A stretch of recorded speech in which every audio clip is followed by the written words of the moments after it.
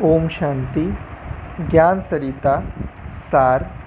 सच्चा योगी वह है जिसके मन में दुख क्लेश नहीं, जो सरल और स्वच्छ है। बाबा का यह महान मंत्र है, बीती को चितवो नहीं। इस महामंत्र को सदा स्मृति में रखने से अनासक्त वृत्ति और नष्टो मोहा बन सकेंगे। आज बाबा ने कहा कि थोड़ा भी गुस्सा आना यह भी हिंसा है, तो डबल अहिंसक बनना हो तो बीती को चितवो नहीं। गुस्सा क्यों आता है? बीती बात याद आ गई तो गुस्सा आ गया। मोहवश या इच्छावश कोई बात पूर्ण नहीं होती है तो बीती बात याद आती है। सरल और शीतल स्वभाव वाला बनना हो तो बीती को चितवो नहीं। अपने साथ जो बीता या औरों के साथ जो बीता वह याद करते ही बाबा भूल जाता है। बाबा को याद करते ही बीती बात भूल जाती है। बीती बात और बाबा दोनों इकट्ठे नहीं रह सकते।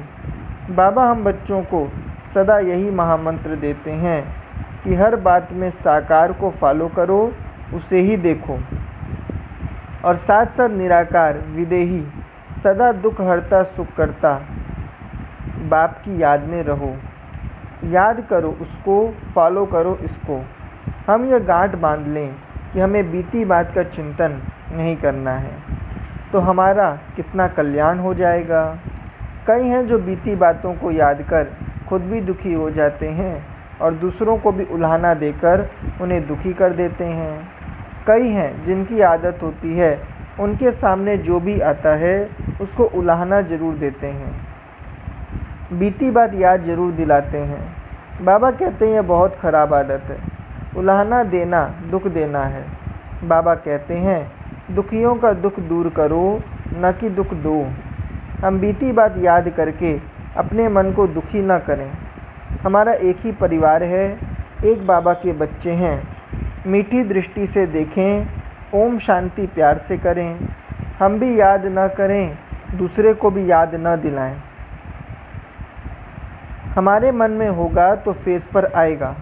जैसा व्यक्ति सामने आया उसका संस्कार या जो उसने किया वह याद आ गया, वह हमारे फेस पर आ गया, तो कैसे हम योगी बनेंगे? योगी का चेहरा चेंज क्यों होता है? हम तो निरंतर योगी बनने वाले हैं।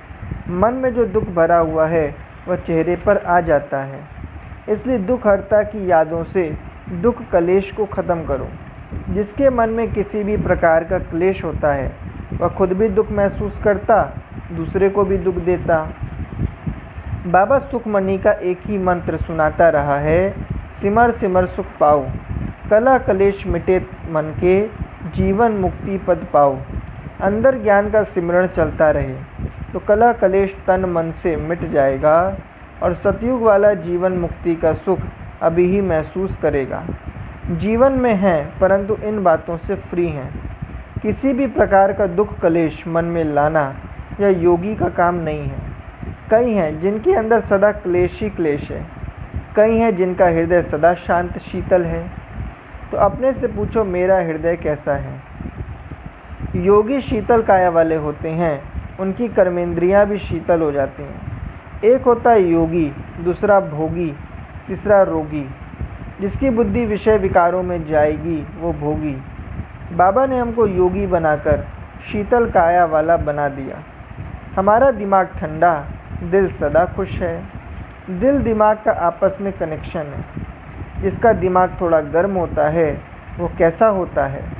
प्रेशर कभी चढ़ जाएगा कभी उतर जाएगा। अपने को नॉर्मल चलाना है। योगी का काम है अपनी स्थिति को चढ़ाई उतराई में समान बनाना, कभी निराश न हो। बाबा इतनी कारोबार के बीच में रहते बिल्कुल लाइट और उपराम रहते थे, किसी भी बीती बात का चिंतन नहीं करते थे। तो अब हमें भी ऐसा ही लाइट बनना है। हमारा वर्तमान सफल होता रहे, औरों को भी प्रेरणा देने वाला हो। इसके लिए एक तो बाप को याद करें, दूसरा ड्रामा पर अचल अडोल रहें, क्योंकि कर्म योगी हैं। प्रवृत्ति में रहते हुए न्यारे प्यारे बनने वाले योगी हैं। तो बाबा जैसे साक्षी होकर देखता है, अच्छा पुरुषार्थ कराने के लिए उमंग उत्साह दिलाता है। अंदर से जानता है हर एक बच्चा नंबरवार पुरुषार्थ करेगा। खुद शीतल शांत रहता है, उमंग उत्साह में रहता है। ऐसे हमें भी बनना है। हमारे उमंग उत्साह में कभी अधैर्यता आ जाती है, इसलिए उमंग उत्साह भी हो परंतु धीरज और शांति भी हो, स्नेह संपन्न भी हो। उमंग उत्साह में स्नेह, धीरज, गंभीर, शांत हो तो जिस कार्य का संकल्प होता है वह कार्य हो जाता है। अंदर से भगवान में विश्वास भी हो। करण करावनहार बैठा है, सब ठीक हो जाएगा। बाबा कहता है तुम शांत रहकर निश्चिंत रहो तो मैं काम करूं। हम बीती का चिंतन करते हैं, भविष्य की चिंता करते हैं तो बाबा जवाबदारी नहीं लेता है। बीती में भला भरा हुआ था, बाप के हाथ में मेरा हाथ है तो भविष्य की चिंता नहीं है। बाबा ने मेरा हाथ पकड़कर रखा है, यह भी मेरा भाग्य है। हम छोड़ना चाहें तो भी नहीं छोड़ सकते हैं। तो जब बाबा ने हमको कभी छोड़ा नहीं है तो हम बाबा की याद की बगैर और बातें क्यों पकड़ कर बैठें। वह बात अपने चंबे में फंसा देती है। बाबा कहता है छोड़ो तो छूटेंगे, तो इसलिए यह मंत्र घड़ी घड़ी याद करो। दूसरा, किसी तरह भी क्लेश में आकर, आवेश में आकर अपना रिकॉर्ड खराब नहीं करना है। हमको सच्चा सरल रहना है, जो बात है वह सही बताना है। भाषा में सरलता है तो किसी के दिल को लग जाती है। भाषा में सरलता माना सच्चाई, सफाई, मिठास, इससे हम विजयी बन जाते हैं। भाषा में सरलता नहीं है, मिक्सचर है तो कभी भी हार हो जाएगी। बाबा कहते तुम बच्चे सरल होकर रहो तो सब ठीक हो जाएगा। दिलाराम दिल को आराम देने वाला बैठा है। दिल में किसी के लिए भी बात रखने की आदत दिल को खराब करती है, भारी करती है, नुकसान करती है। दिलाराम मेरे दिल को जानता है। वो कहता है तुम दिल साफ रखो, फालतू चिंता नहीं करो, फिर देखो तुम्हारे आगे सब सहज होता जाएगा। जिम्मेवारी से बाबा कहता है तुम योग लगाओ, मैं पाप नाश कर दूं। ऐसे ही बाबा कहता है तुम दिल साफ रखो, दिल से बाप को याद करो तो फिर चमत्कार देखेंगे। बाबा जो करता है वह हमारे कल्याण के लिए। बाबा सुधार कर, सिखा कर, लायक बनाकर सदा काल की प्राप्ति करा देता है। अल्पकाल के लिए नहीं, आशीर्वाद देकर यह नहीं कहता कि आयु बढ़े, लेकिन सदा काल के लिए बड़ी आयु दे देता है। तो जो बाबा सिखाता है, पढ़ाता है, वो सीखो, पढ़ो तो सदा काल के लिए सब प्राप्तियां हो जाएंगी। मधुबन है वॉशिंग मशीन।